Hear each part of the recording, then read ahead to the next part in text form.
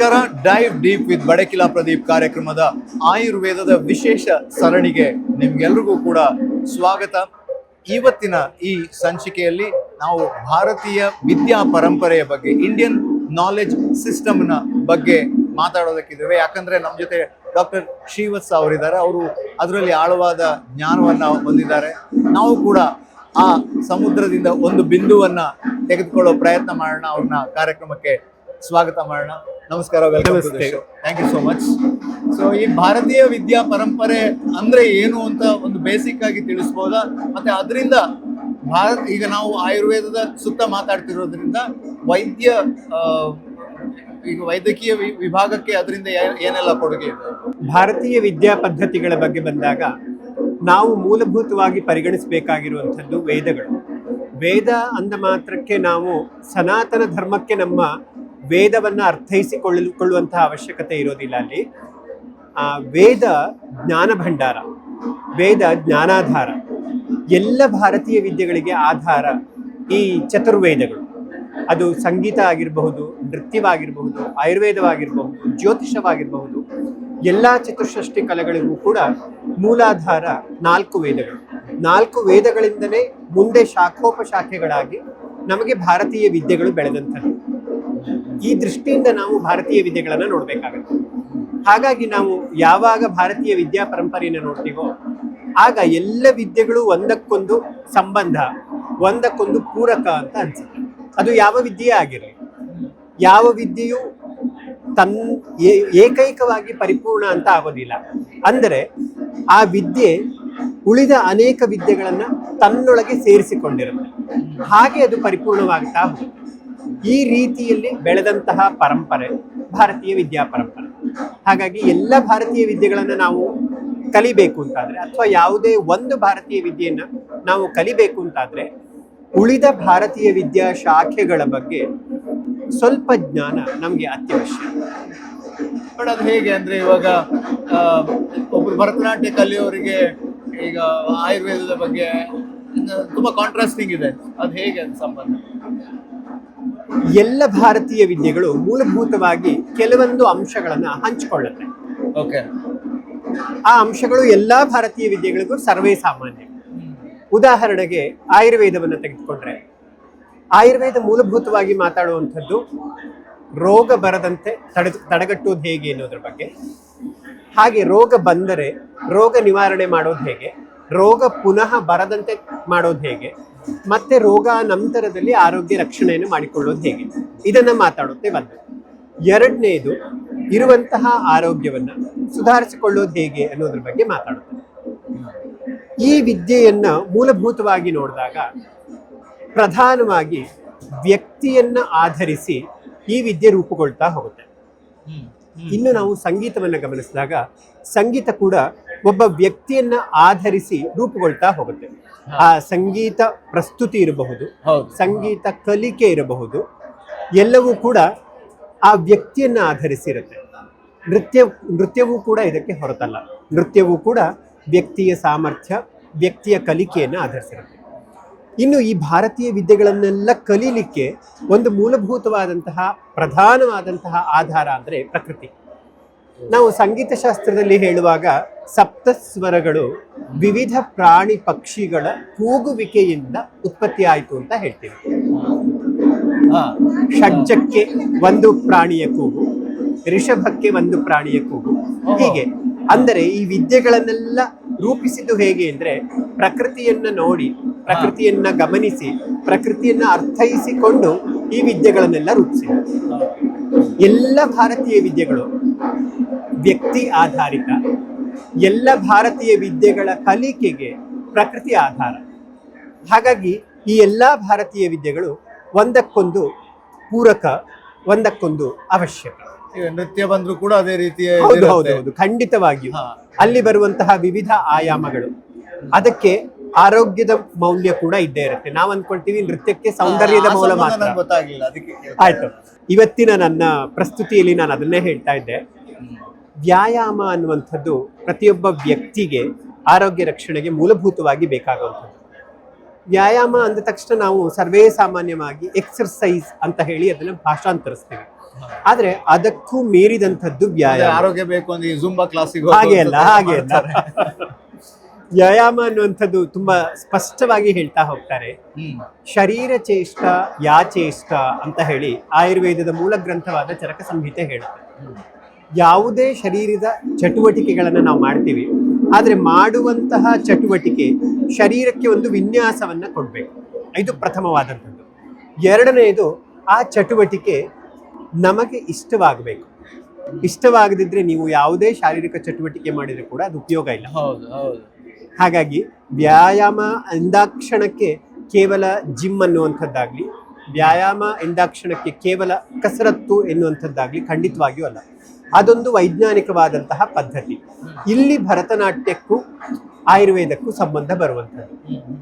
ಭರತನಾಟ್ಯದಲ್ಲಿ ಪ್ರತಿಯೊಬ್ಬ ವ್ಯಕ್ತಿ ತನ್ನದೇ ಆದಂತಹ ಕೆಲವೊಂದು ಶಾರೀರಿಕ ಭಂಗಿಗಳನ್ನ ಅಭ್ಯಾಸ ಮಾಡ್ತಾ ಹೋಗ್ತಾರೆ.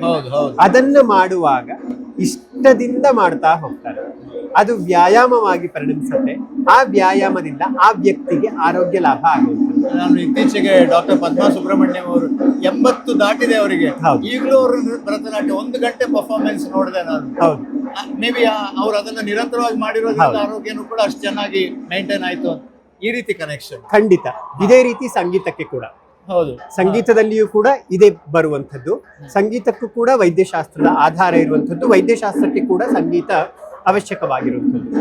ಎಲ್ಲ 64 ಭಾರತೀಯ ವಿದ್ಯೆಗಳಿಗೂ ಕೂಡ ವೈದ್ಯಕೀಯ ಮೌಲ್ಯ ಇರುವಂಥದ್ದನ್ನು ನಾವು ಅರ್ಥ ಮಾಡ್ಕೊಳ್ಬೇಕು.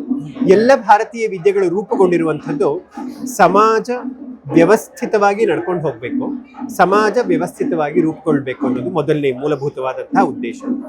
ಎರಡನೆಯದು, ವ್ಯಕ್ತಿ ತನ್ನ ಜೀವನವನ್ನ ನಡೆಸಬೇಕು. ಅದಕ್ಕೆ ನಮಗೆ ಭಾರತೀಯ ವಿದ್ಯೆಗಳಿರುವಂಥದ್ದು. ಜೀವನ ಶೈಲಿಗೆ ಪೂರಕವಾಗಿ. ಹೌದು ಹೌದು ಹೌದು. ಹಾಗಾಗಿ ಎಲ್ಲ ಭಾರತೀಯ ವಿದ್ಯೆಗಳ ಕಲಿಕೆ, ಅರಿವು ಪ್ರತಿಯೊಬ್ಬರಿಗೂ ಅವಶ್ಯಕ ಅಂತ ನನ್ಗೆ ಯಾವಾಗಲೂ ಅನ್ಸುತ್ತೆ. ಇವತ್ತಿನ ಈಗ ಆಯುರ್ವೇದ ವಿದ್ಯಾರ್ಥಿಗಳಲ್ಲಿರ್ಬೋದು, ಆಯುರ್ವೇದವನ್ನು ಕಲಿಯುವ ಸಂದರ್ಭದಲ್ಲಿ ಇದರ ಬಳಕೆ ಯಾವ ತರ ಆಗ್ತಾ ಇದೆ?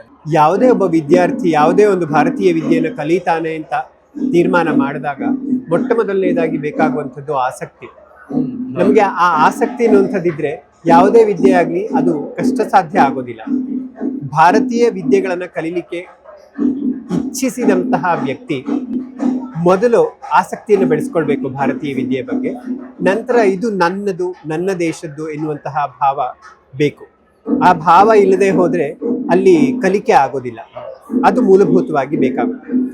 ಅದಾದ ನಂತರ ಕೆಲವೊಂದು ಸವಾಲುಗಳು ಎಲ್ಲ ಭಾರತೀಯ ವಿದ್ಯೆಗಳನ್ನು ಕಲಿಯುವಾಗ ಇದ್ದೇ ಇರುತ್ತೆ. ಕೇವಲ ಭಾರತೀಯ ವಿದ್ಯೆಗಳಂತಾನೆ ಅಲ್ಲ, ಯಾವುದೇ ವಿದ್ಯೆಯನ್ನು ಕಲಿಯುವಾಗ ಕೂಡ ಕೆಲವೊಂದು ಸವಾಲುಗಳಿರುತ್ತೆ. ಆ ಸವಾಲುಗಳನ್ನ ಧನಾತ್ಮಕವಾಗಿ ಸ್ವೀಕರಿಸುವಂತಹ ಮನಸ್ಥಿತಿ ಪ್ರತಿಯೊಬ್ಬರಿಗೂ ಇರಬೇಕು. ಯಾವುದೇ ಭಾರತೀಯ ವಿದ್ಯೆಯನ್ನು ಕಲೀಲಿಕ್ಕೆ ಖಂಡಿತವಾಗಿಯೂ ಕಷ್ಟ ಆಗೋದಿಲ್ಲ.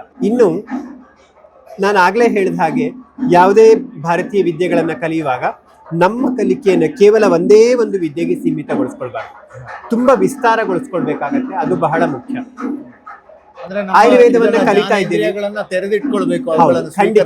ಖಂಡಿತವಾಗಿ ಪಂಚೇಂದ್ರಿಯಗಳನ್ನು ತೆರೆದಿಟ್ಕೊಂಡ್ರೆ ಮಾತ್ರ ಭಾರತೀಯ ವಿದ್ಯೆಗಳನ್ನ ಕಲೀಲಿಕ್ಕೆ ಸಾಧ್ಯ.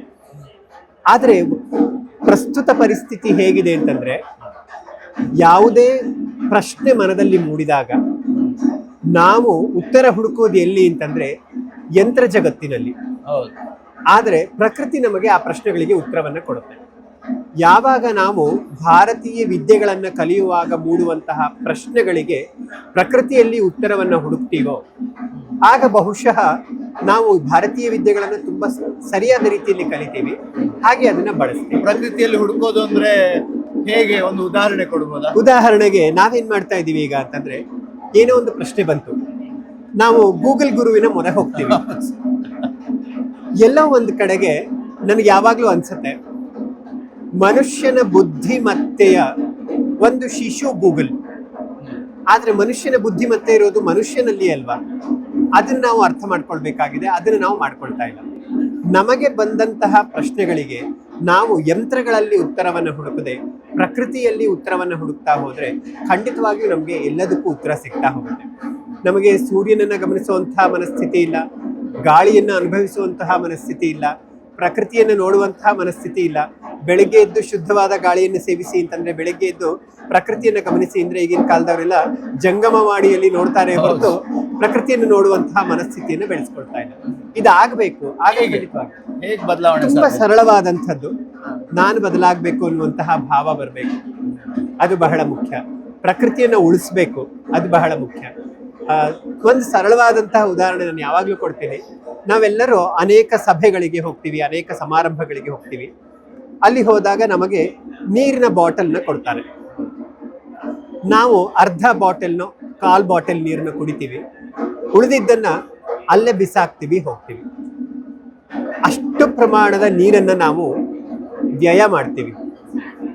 ತಪ್ಪು ಅಂತ ನನಗೆ ಯಾವಾಗ್ಲೂ ಅನ್ಸುತ್ತೆ. ಯಾಕಂದ್ರೆ ಅಲ್ಲಿ ಕಸದ ಬುಟ್ಟಿಗೆ ಹಾಕುವ ವ್ಯವಧಾನವೂ ಇಲ್ಲ. ಹೌದು, ಅಲ್ಲ, ಕಸದ ಬುಟ್ಟಿಗೆ ಹಾಕಿದ್ರು ಕೂಡ ನಷ್ಟ ಅಲ್ಲ. ಆದ್ರೆ ಅದನ್ನ ನಾವು ಹೇಳಿದ ಮಾತನ್ನು ಹೌದು ಹೌದು ಹೌದು ಹೌದು ಪ್ರಕೃತಿಯನ್ನು ಶುದ್ಧವಾಗಿಡೋದು ಕಡೆಗಾರು ಗಮನ ಕೊಡಬಹುದು.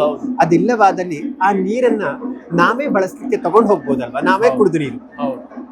ಈ ರೀತಿಯ ಸಣ್ಣ ಸಣ್ಣ ಸಣ್ಣ ಸಣ್ಣ ಪರಿವರ್ತನೆಗಳನ್ನ ಬಹುಶಃ ನಾವು ಬದುಕಿನಲ್ಲಿ ಅಳವಡಿಸಿಕೊಂಡರೆ ನಾವು ಅದು ಪ್ರಕೃತಿಗೆ ಕೊಡಬಹುದಾದಂತಹ ದೊಡ್ಡ ಬೆಲೆ ಅಂತ ನನ್ನ ಪ್ರಕಾರ ನಾನು ಅದನ್ನ ಗಮನಿಸೋದು ಹೇಗೆ ಅಂತಂದ್ರೆ, ಪ್ರಕೃತಿ ಅನ್ನೋದು ನಮಗೋಸ್ಕರ ಇದೆ ಅನ್ನೋ ಮೈಂಡ್ ಸೆಟ್ ಹೋಗ್ಬೇಕು ಅಂತ. ಹೌದು.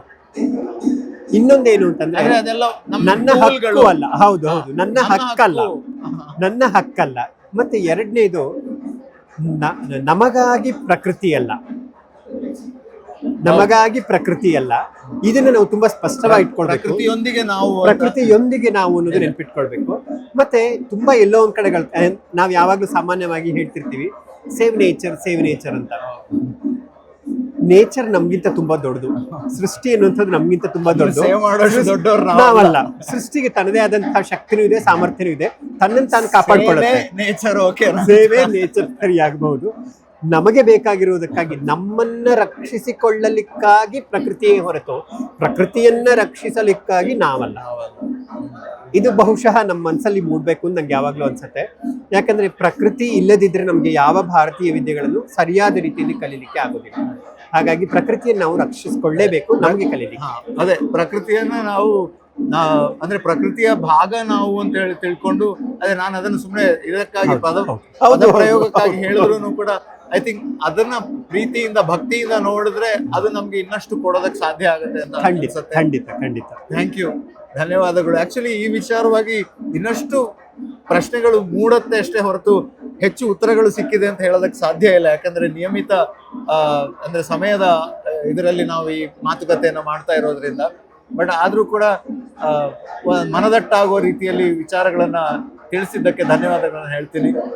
Thank you so much. ನಮಸ್ತೆ. ಇದು ಈ ಹೊತ್ತಿನ ಈ ವಿಶೇಷ. ಮುಂದಿನ ಸಂಚಿಕೆಯಲ್ಲಿ ನಿಮ್ಮನ್ನ ಸಿಗ್ತೀನಿ. ನಮಸ್ಕಾರ. ನಮಸ್ತೆ.